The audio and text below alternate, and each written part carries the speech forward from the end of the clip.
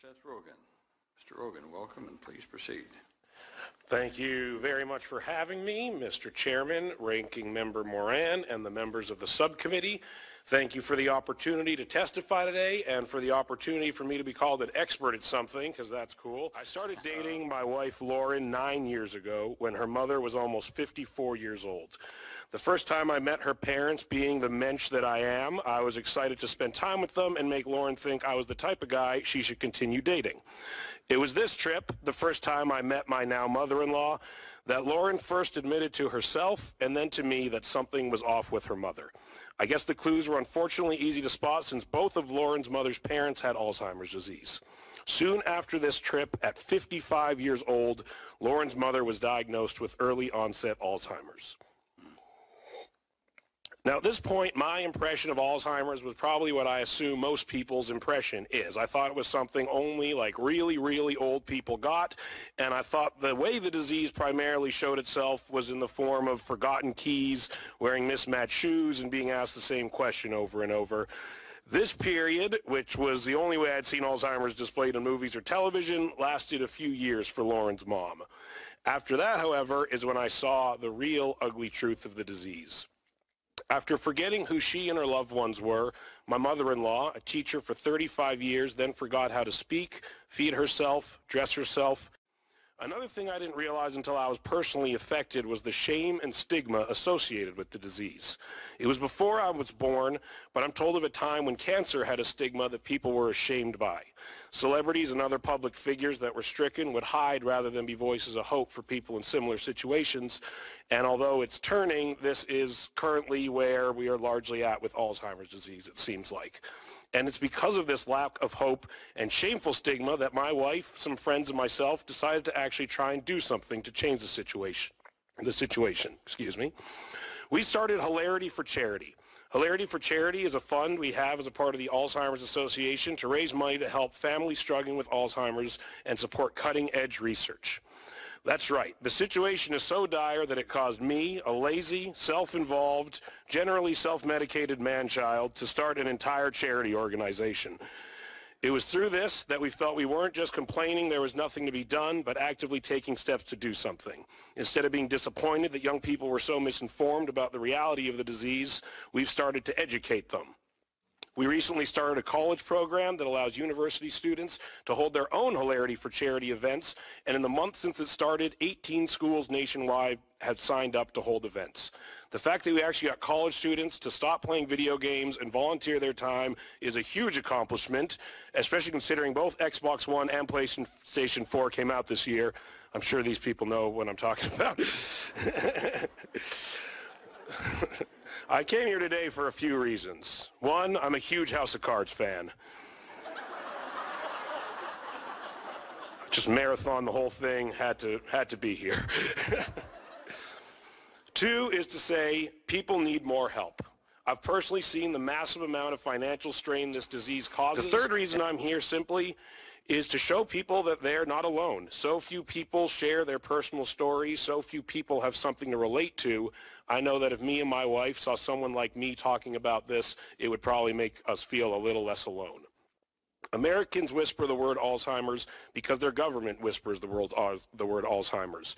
And although a whisper is better than the silence that the Alzheimer's community has been facing for decades, it's still not enough. It needs to be yelled and screamed to the point that it finally gets the attention and the funding that it deserves and needs.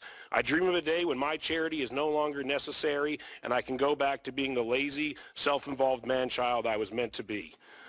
People look to their government for hope, and I ask that when it comes to Alzheimer's disease, you continue to take more steps to provide some more. I would like to thank the committee again for the opportunity to share my story and to voice my wholehearted support for the continuing work that pursues a cure for Alzheimer's disease. Thank you very much. Thank you, Mr. Hogan. That was great. That was very, very good. Thank you, thank you.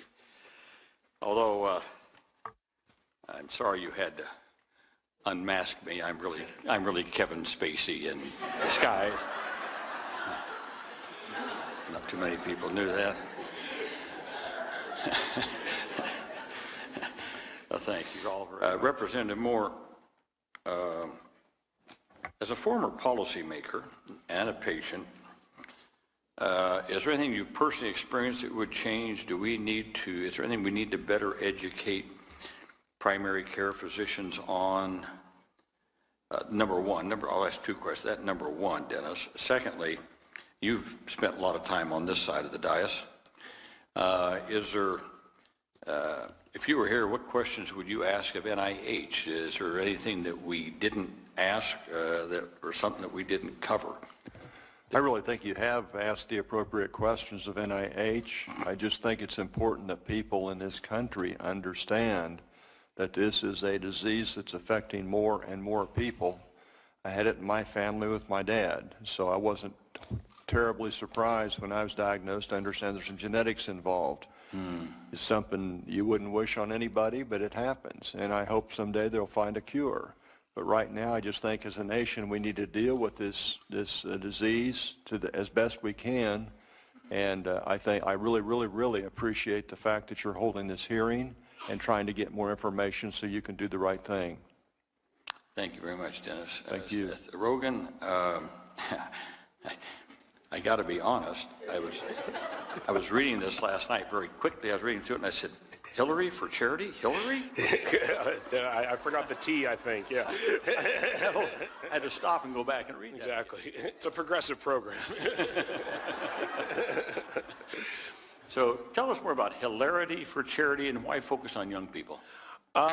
We chose to focus on young people because they are the ones who will be affected by this very soon, and there seems to be almost zero acknowledgement of it in the world of these young people. It seems to be something that's not of a high priority. It seems to be something that people, again, think only happens kind of naturally when people enter their 90s, and I don't think people understand that it's not their grandparents being affected, it's their parents being affected, and soon enough it's them being affected.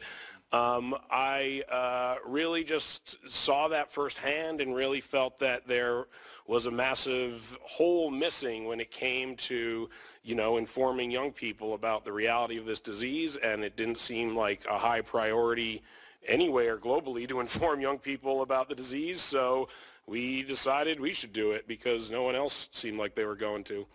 Good for you. Senator Moran. Mr. Chairman, thank you very much. I don't know that I'll ask Mr. Rogan any questions. I'm a dull, boring person, and I would certainly be reticent to have a conversation with you as a comedian. I was fully prepared to be shown up by you, but it really bothers me that Senator Harkin is even more funny. Oh, that Kevin Spacey line was great, yeah. Mr. Rogan, I appreciate your work, Hilarity for Charity, and so my comments are dull and boring, but it's really an expression of gratitude. I appreciate your efforts to educate and to communicate with young people. That's something that I have no doubt that is missing. One of the things that I might suggest in that regard in talking to young people is we need to instill in American young men and women the desire to pursue careers, degrees, education in science, research, medicine. We need the next generation of the doctors that were in the preceding panel, and I just would encourage you, and maybe you have comments in that regard, but to do everything you can to instill in people the desire that this is a noble calling worthy of a career.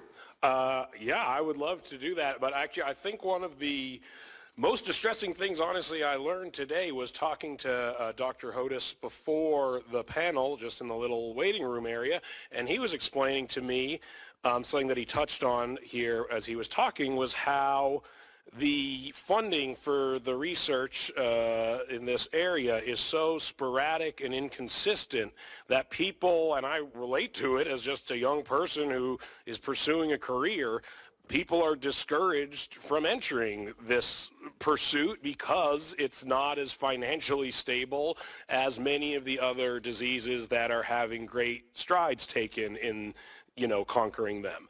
And I will do my best to encourage it, but again, I ask the government to create a situation financially where there's the means for the people with ideas to actually do something with them. I mean, what he told me, again, backstage was there's people that come to us with ideas that could literally be the thing that cures this disease, and what we have to tell them is there's a 1 in 6 chance of that getting funding. And they probably take from that, man, if I go focus on heart disease, I'll make more money and I'll also save lives, but it's a more glamorous situation financially. Alzheimer's just isn't a cool disease, unfortunately. And it's something that I think, that was honestly one of the most distressing things I heard today, was even people whose natural instinct would be to pursue curing this disease are discouraged from the financial landscape of this profession. Well, while you earn a living as a comedian, you are a very effective lobbyist, turning my request. I'll do it. You give the means, I'll give you the people. I certainly noticed it, although you will find that it's this request, this plea for constant increasing of funding is one that we've made for a number of reasons, but including in those reasons is the understanding that people who are making decisions about what to do in their careers need to know, whether it's Alzheimer's or any other disease, that NIH funding is going to be there and there's an opportunity for them. The uncertainty that Congress and the administration can create in budgets and spending create a real challenge as we try to recruit young people to. And I think that mentality trickles down to people my age and just honestly shows them that it's not that high a priority on a national level, and that's what we're trying to change. Thank you very much. Let me now visit with my colleague, my former colleague from Kansas. Dennis, thank you very much for being here. I appreciate you reminding me of I was at your father's funeral. I remember his condition and the reminder of heredity. I think my question to you is this. What is the state of knowledge? What is it that we know when you've been diagnosed with Alzheimer's? What is it that they can tell you to do to make the quality of your life better, to slow the process? In other words, what does my impression would be is you would be a typical patient who learns of a diagnosis, and you've pursued, I assume, all the opportunities to try to find things that make life better over the course of your remaining life. And what is it that's out there that people can tell you, our healthcare professionals and others, that can tell you of what you can do? What does the Alzheimer's Association tell you to do to accomplish that in your life? Basically to take the medication that they diagnosed for me and others, I think, and also to get some exercise, which I try to do on a daily basis. And my wife very much encourages me to do that. I'm a smart husband, and I say, yes, dear. Very good. Some things we won't forget. Right. It's a good thing. Well, Dennis, again, I appreciate you, your public service. Thank you. The chairman had a long list of things that you've done in our state, and I wish you and Stephanie absolutely all the very best, and it's very pleasing to me to see you here, not on your behalf, but on behalf of all the people who sit in this audience and the thousands of Americans and people around the world who have encountered the same circumstance that you encounter. And the way that you're living your life, I believe, gives others courage and hope, and I commend you and Stephanie for that tremendous addition to your life. Another role to play, and you're playing it very well. I thank you very, very much for those comments, and I also thank you for conducting this hearing and learning more about this and what we as a nation can do to better deal with this situation of Alzheimer's, because millions and millions of Americans, as you well know, are being affected by this. Thank you very much. You're very welcome. Mr. Chairman, thank you. Thank you, Mr. Chairman. And again, I just joined with my friend and my colleague, Senator Moran, in thanking you all. Again, thanks for our great leadership at NIH. Dr. Collins, Dr. Hodis, Dr. Landis were here. Thank you for your great leadership. And all of you who are here today, I know a lot of you came a great distance. And I just want you to know this is an issue that we are serious about, and we've got to find the funding for it. and we got to make sure we have a steady stream of funding. This up and down just can't continue. I was very happy that I was able to join years ago with Senator Specter to double over 5 years the funding for NIH. But since then, it's gone downhill. And we can't do that. We got it up in that plateau to think that that's where we were going to go up from there, and it didn't work out that way. So we need your presence here, but we need your presence back in your home states and back in your congressional districts, talking to your members of Congress on both sides of the aisle, to let them know the importance of this and the importance of the steady funding that we need for the National Institutes of Health. So if you'll do that, I hope that our funding level this year will reflect again the kind of increases that we had last year. We'll do everything in our power to make that happen. And again, I thank all of you for your advocacy, and I encourage you to keep strong in that advocacy. This place, this Senate, this Congress, however much you may read to the contrary in the newspapers and the media, it does respond to you. It responds to our constituents. It responds to the pressure. It responds to what people want us to do. And so if you want this to happen, if you want us to make sure we got this good funding stream for NIH, you got to keep the pressure up. And if you'll do that, then I think that we will see the way clear for great strides in getting to that point where we can actually prevent, treat, and cure Alzheimer's. That's our goal. We're going to get there. Thank you very much. And